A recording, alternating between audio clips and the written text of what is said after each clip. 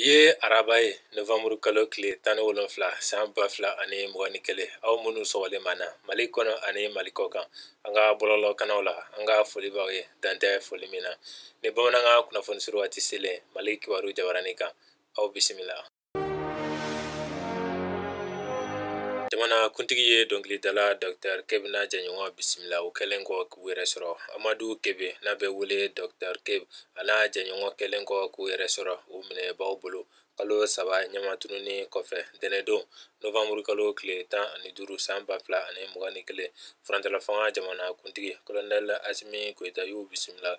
Dr Kebina Jɛɲɔgɔn fila tun minɛnen don kabini juillet kalo tile 29 san 2021 Gundam Tɔnbukutu mara la. O bilali sababu ɲuman ye Mali lakanabaaw ni kunnafoni ko cakɛdaw ka bolo di ɲɔgɔn ma ye. Jamana kuntigi ye foli ni waleɲuman dɔ lase olu ma ka laban ka segin a kan ko furancɛla fanga ɲɛmɔgɔ bɛ cɛsiri la su ani tile min b'a to mɔgɔ fɛn fɛn minɛna Mali kɔnɔ kojugubakɛlaw fɛ u ka se k'u yɛrɛ sɔrɔ cogo min na.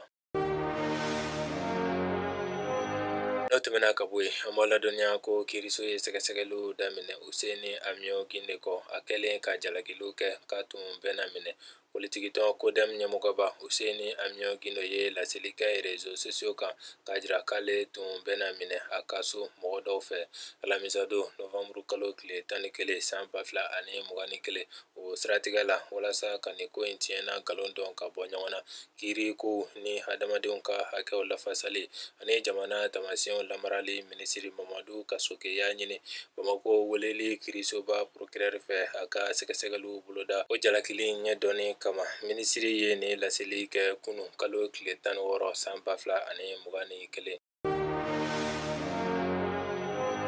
Faransi sɔrɔdasi jɛkulu Barikani ye Tesaliti bila. Mali sɔrɔdasi ɲɛmɔgɔyaso ye laseli kɛ dɛnɛndon Novembre kalo tile 15 san 2021 ko Faransi sɔrɔdasi jɛkulu min bɛ Mali kɔnɔ n'a bɛ wele ko Barikani o ye Tesaliti sɔrɔdasi kan to Mali taw ye kabini Novembre kalo tile 13 san 2021. Faransi jamana kuntigi tun ye laseli min kɛ ka jira ko juillet kalo kɔnɔ ko yɛlɛma bɛna don Barikani ko cogoya la Sahel kungo kɔnɔ o ko dɔ waleyalen don. Barikani ye MINUSMA bila a nɔ la Kidal o ma mɛn kosɛbɛ a filɛ ka Tesaliti fana to Mali sɔrɔdasiw ye. Barikani sɔrɔdasi laban bɔra Tesaliti Novembre kalo tile 15 san 2021.